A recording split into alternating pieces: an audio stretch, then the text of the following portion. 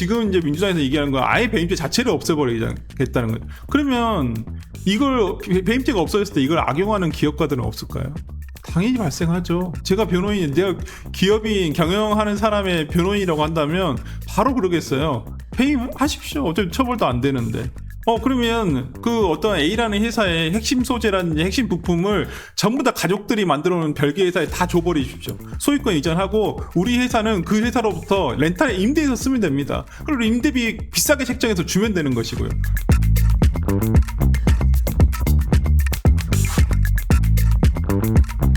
민주당이 정기국회 내 배임죄 폐지 추진도 선언을 했어요. 명분은 기업활동 위축 때문이라지만 한동훈 전 대표를 비롯한 야당은 이재명 대통령의 면소 판결을 위한 거란 주장입니다. 이게 의견이 갈립니다. 이에 대해서 여당 쪽에서는 무슨 소리야. 기업 의견을 듣자 배임죄 약하게 처벌하자라고 한 거는 국민의힘이 주구장창 주장해왔던 건데 그래서 배임죄 폐지하려니까 왜 이제 와서 또 딴소리야. 이런 얘기도 나오고요. 어떻게 보세요? 그러니까 오비락이잖아요.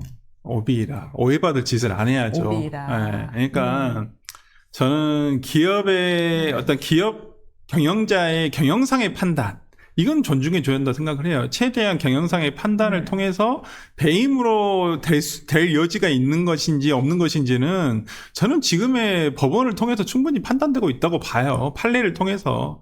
여기에 대해서 경영상의 판단이 있었음에도 불구하고 그 판단이 그때 당시에는 판단을 잘 정교하게 내렸지만 결과적으로는 회사에 손실이 발생을 했을 경우에는 이건 참작을 하고 있거든요. 어떠한 이런 경영상의 판단이라는 것도 요건을 두고 있고. 그런데 지금 이제 민주당에서 얘기하는 건 아예 배임죄 자체를 없애버리겠다는 거예요. 그러면 이걸 배임죄가 없어졌을 때 이걸 악용하는 기업가들은 없을까요? 당연히 발생하죠. 제가 변호인, 내가 기업인 경영하는 사람의 변호인이라고 한다면 바로 그러겠어요. 배임하십시오. 어차피 처벌도 안 되는데. 그러면 그 어떤 A라는 회사의 핵심 소재라든지 핵심 부품을 전부 다 가족들이 만들어 놓은 별개 회사에 다 줘버리십시오. 소유권 이전하고 우리 회사는 그 회사로부터 렌탈 임대해서 쓰면 됩니다. 그리고 임대비 비싸게 책정해서 주면 되는 것이고요. 그래서 노조가 거기에 대해서 관여할 수 있게 했잖아요. 파업 대상을. 아니 그러니까. 그런데 지금 참 웃긴 게 진짜 이거에 대해서 노조는 아무 말도 또 없어요. 배임죄를 폐지하자는 민주당 안에 대해서 그럼 노조가 들고 일어나야 되거든요. 아, 그러네요. 결과적으로 그렇잖아요. 그러네요. 그럼 피해는 노동자가 입는 거니까 회사가 부실화되는 거니까. 근데 노조는 아무 말도 없어요. 여기에 대해서. 그러니까 예를 들어서 지금의 보수 진영 야당이 추진할 때는 난리였죠. 이게 기업가들 가진 자들만 보호해 주려는 거 아니냐. 지금 또 민주당이 한다니까 노조가 여기에 대해서는 별 논평이 없더라고요. 제가 아직까지 들은 내용은 없습니다. 근데 지금의 저는 어찌됐든 간에 대통령 스스로가 여기에 재판 관여가 돼 있잖아요. 어떤 죄죠? 어떤 죄가 지금 배임죄 걸려있죠? 대장동 재판, 그다음에 위례신도시 이 관련 재판들 전부 다 위례신도시는 제가 알기로는 심리가 다 끝났어요. 심리가 다 끝났는데 선고를 못하는 건 지금 묶여있기 때문에 대장동 재판, 성남FC 사건 전부 다 이게 업무상 배임죄거든요. 그러면 거기에 대해서 없애자라고 하면 면소 판결 받겠다는 건가요?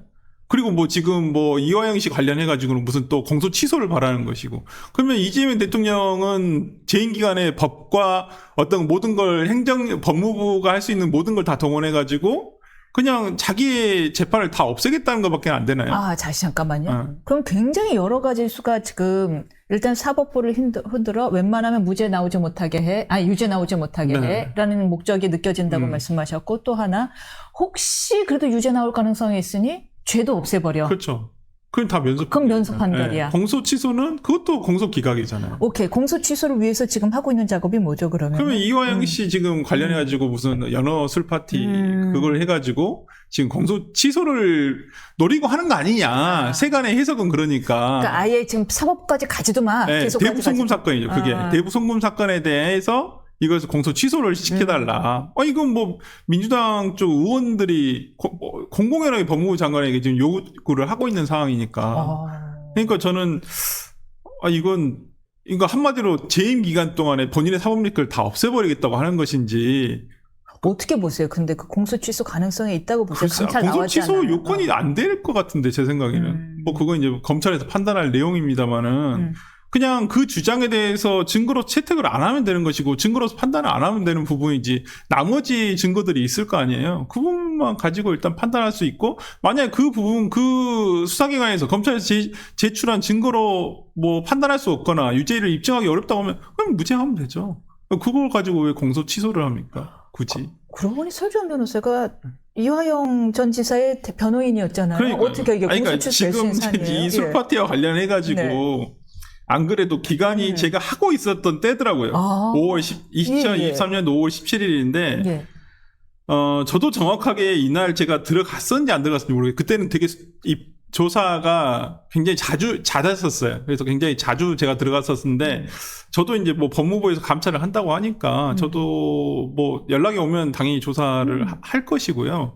근데 저는 제가 들어갔었을 때는 이런 걸 본 적이 없어요. 제가 똑같은 말을 지금 몇 년째 드리고 있는데 본 적이 없다는 거예요. 뭐 연어를 봤다든지 술을 먹은 걸 봤다든지. 그리고 이화영 씨도 주장을 할 때 변호인은 없어요. 뭘 먹었다고 할 때 뭐 먹거나 지금 뭐 술을 먹었다고 할 때 동서간 사람들 중에 변호인은 없더라고. 그러니까 저도 본 적은 없어요. 아니 우리 또 우리 설주 변호사가 연어도 좋아하고 야, 연어 좋아하는데 기억을 못할 리가 없죠. 같이 주시진 않아서 그래서 일단 식사를 같이 한 적이 없고, 그래서 제가 볼 수가 없었고, 그리고 뭐 예를 들어 누군가 아니 전후에 식사 시간 전후에 그런 거 이렇게 뭐 술 냄새를 맡았다거나 뭐 그런 거 본 적이 없냐라고 하면 저는 본 적이 없고요. 냄새를 맡은 적도 없고. 그래서 제가 들어갈 때 모르겠다. 제가 안 들어갔을 때 뭘 있었는지 저도 모를 일이고. 안 부르겠는데. 아니, 그러니까 제가 들어갔을 때는 제가 본 적이 없다고. 아니, 방송에 수없이 얘기했어요. 수없이 얘기했기 때문에 뭐 부르고 싶으면 저 똑같은 얘기를 할 수밖에 없는 것이고. 네, 하여튼 그렇습니다. 아, 어디 보자. 지금 야당 얘기를 해보겠습니다. 이화정 국민의힘은 장외투쟁에 나서면서 민주당의 입법 폭주를 최대한 부각시키겠다라는 계획인데 어떻게 보십니까? 지금 야당의 장외투쟁 어느 정도 효력이 있을 거로 보십니까? 저는 네. 지금 어차피 국민의힘이 가지고 있는 의석수의 한계 때문에 어떤 원내에서 보여줄 수 있는 어떤 투쟁 방법이 굉장히 제한적이다라는 부분은 공감을 해요.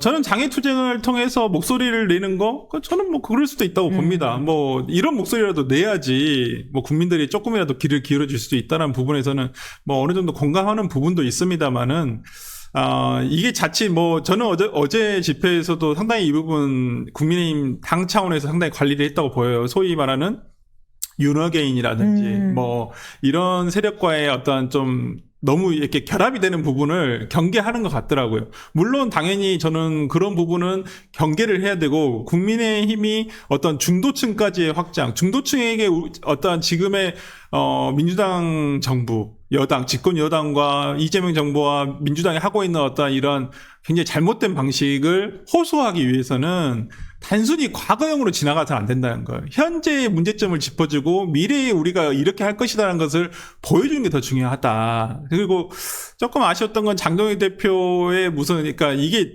문제는 메시지가 그런 자극적인 단어로 끝나버린다는 거예요. 똘마니 논란으로 이게 그냥 왔다 갔다 하면서 핑퐁이 되면서 거기 뭐 장동혁 대표가 연단에 섰을 때 발언이 과할 수 있죠. 원래 장애 집회 가면 발언이 과할 수밖에 없어요. 실제적으로 더 과하게도 하는 것이고, 그렇군요. 평소보다도. 근데 그 단어 하나를 가지고 또 민주당의 정청래 대표는 또 뭐 똘마니 논쟁으로 또 갔잖아요. 더 심한 표현을 썼던데 뭐 입도 벌리지 마라 냄새 난다. 난 그 여당 대표의 정말 품격이 없다. 지금의 민주당의 품격이 겨우 그 정도인가. 정말 좀 많이 아쉽다. 대표가 보여줄 수 있는 메시지라는 게 겨우 저 정도인가. 집권 여당의 대표잖아요. 그건 정청래 대표가 저는 메시지 잘못 지금 전파하고 있다 봐요. 기존에 자기가 그렇게 좀 저급하고 어찌 보면 자극적인 단어들에 대한 메시지로 자기가 떴다라고 한다면, 대표는 대표의 격이 있죠. 대표가 되면 그 대표에 맞는 단어를 써야죠. 언어를 써야 되고. 근데 모르겠습니다. 저는 정청래 대표에게 그런 걸 기대하지도 않지만 뭐 최소한의 그런 것도 없구나, 여전하시구나라는 생각이 들어서 결국 하여튼 양당 대표는 결국 똘마니였다라는 것으로 결론이 나버렸던 것이거든요. 이게 국민들이 바라봤을 때 그게 참 좋은 얘기인가요?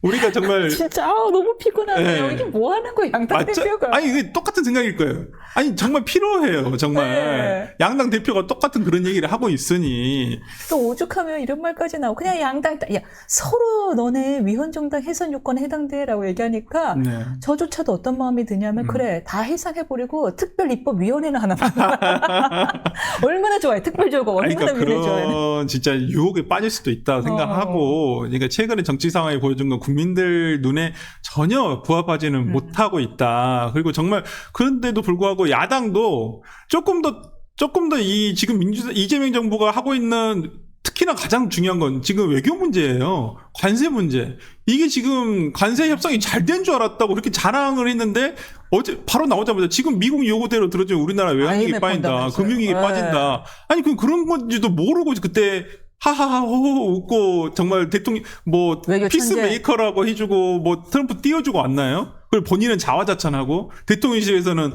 합의문이 필요가 없을 정도로 너무나 잘된 이번 협상이었다라고 얘기를 하고 근데 그 정도의 협상이 아니었잖아요. 합의문이 작성이 안 된 건 협상이 잘 안 됐기 때문에 지금 이 모양 이 꼴로 지금 진행이 되고 있는 거잖아요. 우리 거지되는 협상이에요. 네. 아니 근데 그걸 하고 와가지고 자화자찬을 하고 있으니 그리고 지금에 와서 미국한테 아니 외교 스와프 안 해주면 외환 스와프 안 해주면 우리 망한다. 어쩌란 얘기예요? 맞습니다. 지금 심각한 문제가 너무 많은데 제가 개인적으로 장동혁 대표에게 저희 대학과 선배시기도 한데 네. 한 말씀 드리자면은 막말은 안 하시는 게 낫다. 네. 왜? 어차피 정청래 대표를 못 이기니까. 절대 못 이기니까 그는 전문가. 네. 대한민국 최고의 전문가이기 때문에 그냥 막말은 아예 안 하심이 낫지 않을까 싶습니다.